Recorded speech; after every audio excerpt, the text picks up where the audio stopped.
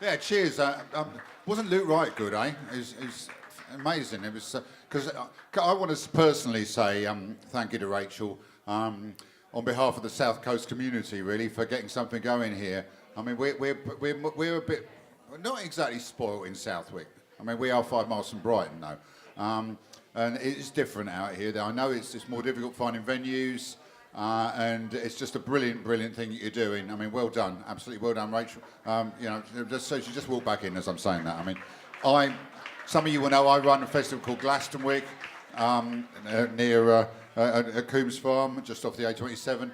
So I'm very much familiar with the organisational aspects of stuff as well as being a performer. That's great. Can you just turn the monitor right down for the mandola? I don't need much. Just needs to be nice out front. I'm going to start off with a song for Time and Dog because, I mean, The Clash are my favourite band of all time, bar none. First, obviously, in common with so many people, I'm sure, first came across Timon on Sandinista, where Lose This Skin is on Sandinista. So this is the song for Timon. He's just walked back in, so this is for you, mate. And it is a song dedicated to Joe Strummer, who, you know, I saw The Clash on the 9th of May 1977, and I thought I'm going to do that, and I've been living at it really in a different way since 1981.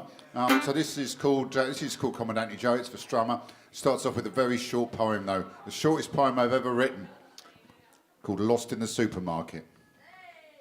Lost in the supermarket. I don't want cash back. I want the Clash back.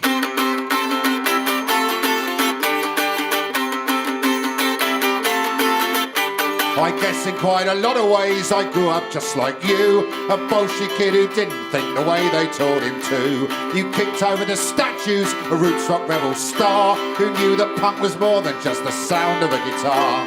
And I'll always remember that night of the rainbow when you wrote a soundtrack for my life, Commandante Joe.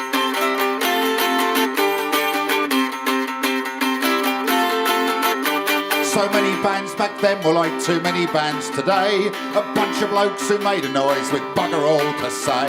The Clash were always out in front, you put the rest to shame. Your words were calls to action, your music was a flame. You were our Commandante and you raised an inferno. And you wrote a soundtrack for my life, Commandante Joe.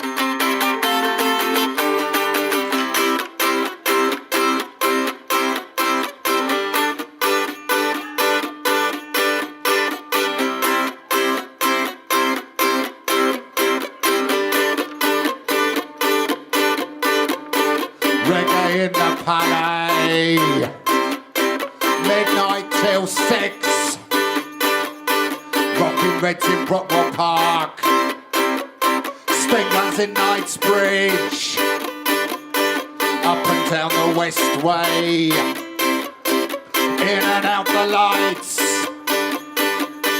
Clash City Rockers, know your rights.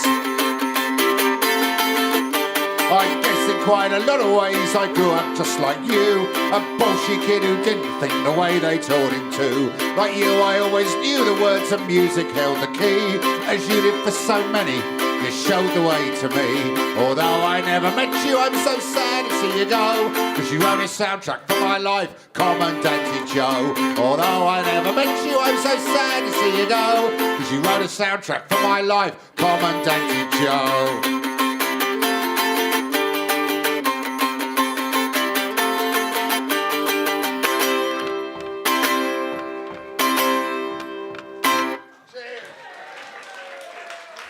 That's for you, Timer, and for your mate, Joe. And the next one's, it's a modern song about what's happening right now in this world. It's called Looters. There's no such thing as society, so steal and cheat and loot. Just one thing to remember, make sure you wear a suit.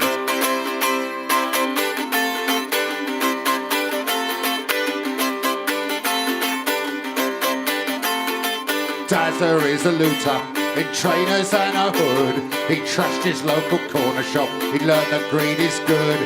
The CCTV nailed him. The papers called him scum. Now Dazza's in the Bowery place crying for his mum. There's no such thing as society, so steal and cheat and loot. Just one thing to remember, make sure you wear a suit.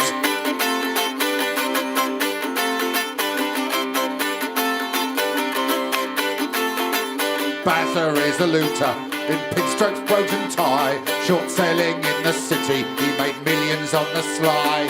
He nicked our hard-earned savings, then turned around and said thanks. He walked off with the money. We bailed out the banks. There's no such thing as society, so steal and cheat and loot. Just one thing to remember, make sure you wear a suit. When greed's a creed that breeds a breed, what else can you expect? The selfish scum get richer and communities get wrecked. Some rob us with an iron bar, some a computer screen. And when they say it's legal, that's even more obscene.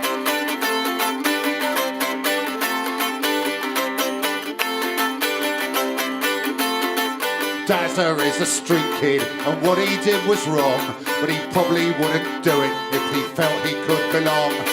Bazza's rich and privileged, he doesn't give a shit. He takes us for a load of mugs and gets away with it. There's no such thing as society, so steal and cheat and loot. Just one thing to remember, make sure you wear a suit. There's no such thing as society, so steal and cheat and loot. Just one thing to remember, make sure you wear a suit. Make sure you wear a suit. Make sure you wear a suit. Cheers. Great sound, mate, great sound, well done. Yeah, lovely little festival. From greetings from just down the road in Southwick, West Sussex, Port Town and Shoreham Harbour. It's lovely to see stuff happening all the way along our coastal strip. As I say, well done to the good people of Bognor Regis, the Rocks. I saw the Rocks in the quarter-final of the FA Trophy last season, home to Torquay United. I'm sure it was Torquay United. I cycled all the way from Southwick. I do a lot of cycling. So the next song is a sing-along. We haven't had any sing-alongs yet. I mean, some of you, I'm sure, have been to folk clubs and sung along to songs.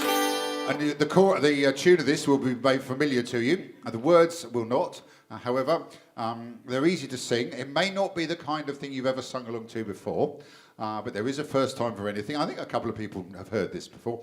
Basically, it's inspired really by the event I mentioned just before, by the collapse of the banking system. Because around the time of that, of course, the mainstream media didn't want people to actually be angry about the fact that we were being totally screwed over by greedy corporate gamblers, basically bailing them out.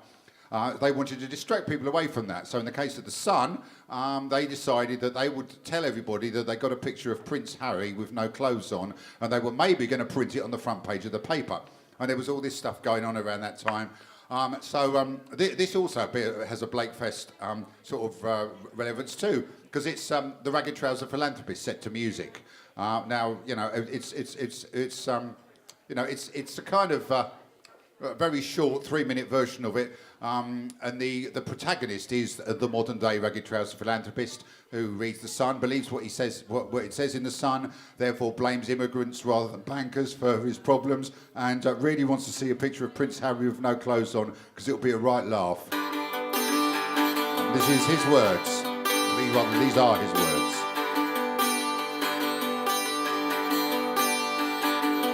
Give Hester and Diamond their bonus. They deserve it, they do a good job. I want workhouses for the dull scroungers and a picture of Prince Harry's knob. I work for my gaffer for nothing. I'm grateful he gives me a job.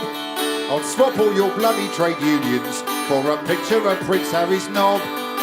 His knob, a picture of Prince Harry's knob. His knob, his knob, his knob, a picture of Prince Harry's knob. That's the chorus. Now, some of you might like to join in. You don't have to. It's entirely up to you. The country, it just can't afford it. Those strikers, they're all rent a mob.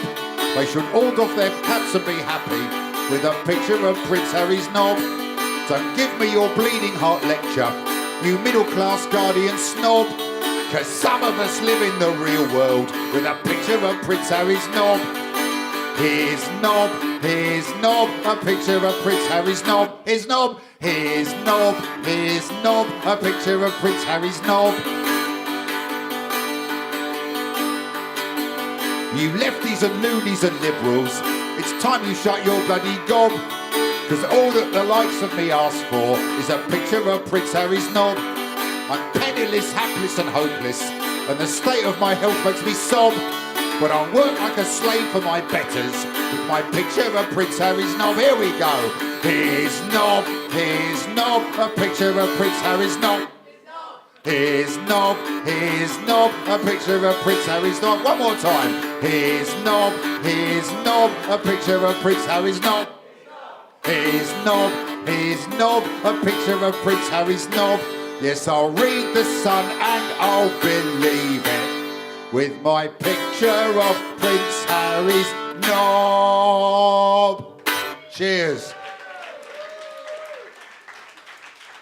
Okay. Next one's called Bye Bye Banker. They say we got to keep a hold of all our bankers because they're so clever and so talented, you know. And if we don't give them their bonuses of millions, then they'll just pick up their briefcases and go. Well, they're so clever that they bankrupted the country, and they're so talented our taxes bailed them out. And the government is frightened by their puny little threats, but the rest of us just want to scream and shout. Go, just fuck off now and go. You can all leave your passports at the door. And the same goes for your houses, your money and your cars. You're not welcome in this country anymore. No, you're not welcome in this country anymore. Well, they gamble with our money in the markets, which is not the function of a bank at all. And they're paid 100 times more than someone who saves lives. It's time we dealt with this once and for all. I say let's tax them till their testicles are tiny and make their bonuses some tickets for some planes. And then we'll show the world that we can get along just fine without their talented, enormous super brains. Go, just fuck off now and go. You can all leave your passports at the door. And the same goes for your houses, your money and your cars. You're not welcome in this country anymore. No, you're not welcome in this country anymore. But the government is friends with all the bankers, like Karl Marx predicted all those years ago. And although they caused a mess, they've got stooges in the press who were desperate to keep the status quo. So the city boys get richer by the hour, while all we get are suckings and cutbacks. And they're brutalising Greece with their IMF police. Yes, it's time to grab those gold men by their sacks. Ow! Go, just fuck off now and go. You can all leave your passports at the door. And the same goes for your houses, your money and your cars. You're not welcome in this country anymore. No, you're not welcome in this country anymore. We already own some banks where there's a good start. All we need to do is nationalise the rest. Make the banks work for the people, not the other way around. Put the speculators all under arrest. And as they queue to leave the country for the last time, if they dare to moan or whine or give it large, to them they're lucky they're not stitching bloody mailbags, because they would be if Attilla was in charge. Go, just fuck off now and go. You can all leave your passports at the door. And the same goes for your houses, your money and your cars. You're not welcome in this country anymore. No, you're not welcome in this country anymore. No, you're not welcome in this country anymore. Cheers.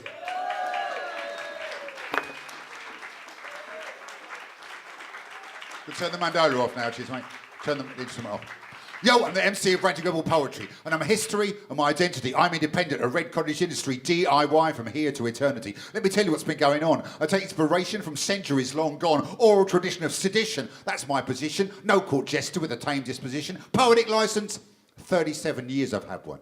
And they don't come easy. They're not handed out for fun. You have to earn it, work and sweat and move, not get stuck in a dead poet bore groove. I earn mine in dirty, scummy punk clubs, art centres, rock gigs, festivals and dodgy pubs. And yes, once or twice I've had to fight. But when a fascist hits a poet, the poet's doing something right. I love words, and I love them in the red and raw. I like to use them in ways they've not been used before. I want you to laugh, I want you to think as well. Bollocks to TV. This is live as hell. Oral tradition. The real origins of poetry. Attilla the Stockbroker, ranting rebel MC, Dean of the Social Surrealist University. Welcome to my wild poetic journey. Cheers. Just look at us. We're the scourge of the land. We're Jeremy Corbyn's favourite band. We all eat babies and we're commies too. And we've all got AIDS and we'll give it to you with scaly tails and horns and hooves. We undermine everything that moves. You can read about us in the right-wing press, the Sun, the Mail and the Express, but don't mess with us. Because we're lefties and we smell. We're the Corbyn supporters from hell. If your telly goes wrong or your car won't start, you can bet your life we played our part. If your team doesn't win or you miss the bus, 10-1, it's all down to us. If a dog runs off with your copy of The Sun and brings it back with a crossword done, if your pet hamster wakes up dead or you find a squatter in your bed, we did it. And everything else as well, because we're Corbyn supporters from hell. We made your pub serve proper beer. We banned those broadcasts of Top Gear. We're all pacifists, Muslims, gay, and members of the IRA. We bring in asylum seekers and make you pay for their new sneakers. We won't sing songs for the Queen. We think X Factor is obscene, but don't mess with us, because we're lefties and we smell. We're the Corbyn supporters from hell. Cheers. Right, my latest book is called Undaunted. Came out earlier this year. The subtext is Trump, Brexit, and bladder cancer. And I'm going to deal with the first of those three. I'm going to deal with the third of those ones, first of all. I wrote this poem in between being diagnosed with bladder cancer and finding out how bad it was, which is always the worst bit. I'm sure anyone who's been through something like that will agree with me. It's when you don't know. So this is dedicated to my wife, Rabina, and to the NHS. And it's called In Training. I've always loved cycling, but never as much as today. 40 miles to the Sussex countryside on a beautiful spring afternoon, in training, testing myself like a boxer preparing his body for the fight. Fitness helps post-surgical healing, they told me, and alcohol hinders it, so I've given up beer until after the operation. In our criminally overstretched and underfunded NHS with so many people in need, this red rocker doesn't want to be a bed blocker even for one day. The no after the biopsy. It's the wait, the not knowing that's the worst. Like back in the old days of the 80s, when we knew the fascists were going to attack the gig, but we didn't know whether there would be a pathetic gaggle of scrawny 18-year-olds high on glue, one with oi tattooed on his forehead the wrong way round, because he'd done a DIY job in the mirror. There really was one once, honestly. Or a big gang of the really hard bastards, all DMs, tattoos, and Nazi salutes. During the day, it's okay, more or less. I have a full life and can mostly put things to the back of my mind. But at night, I wake to that same recurring dark thought, and sheer human fear takes hold. Then your warm arms embrace me. Your soft breasts enclose me. Your lips meet mine. We hold each other tight. Your bush against my leg, and I am whole again.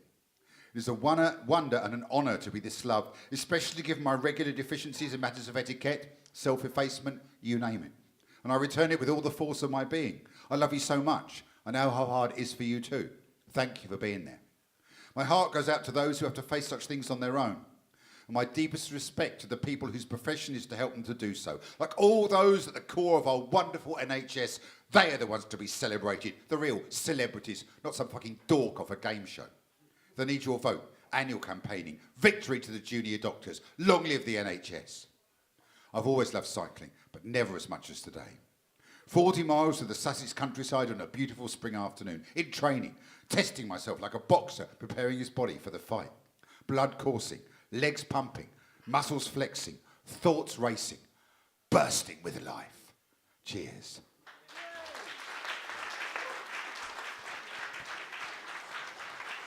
And then I got the good news, which after 4 processes, I've got the kind of provisional okay for I have to check up every year from now on, and hopefully it's sorted. Hopefully, the process by which one is checked up and operated on for bladder cancer is the subject of my next poem. And it isn't just simply for me to be gratuitously rude or anything like that. I did this for a proper reason too, which is to encourage men, especially men of my kind of age, to go and get themselves checked out when they know that something's wrong. Because a lot of men won't go to the doctor. And because they get embarrassed about stuff down there. Now, I don't have an embarrassment gene. My wife wishes I did, but I don't. I mean, obviously, doing the kind of thing I do for a living, it helps to not have an embarrassment gene and not have a lack of self-confidence gene either. But many people are not like me, and I wrote this poem really for them, and because it's a bit of fun as well. So this poem is it's an ode to flexible cystoscopy. Now, some of you may know what flexible cystoscopy is, and some of you may not. But if you don't, you're about to find out exactly what it entails in the most graphic way possible in the next minute and a half. Now, this poem is called Candid Camera. I know that I can sometimes be a loudmouthed, stroppy prat. I know I'm a control freak, and a bossy one at that. My wife says when I'm eating, I am a total slob. I'm still not sure that I deserved a camera.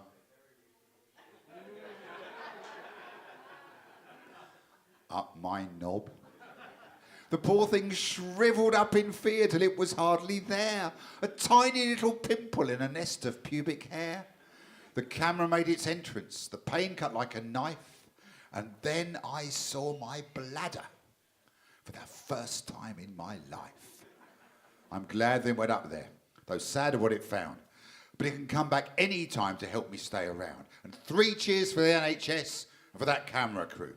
And if you're feeling odd down there, you get it checked out too. Ta.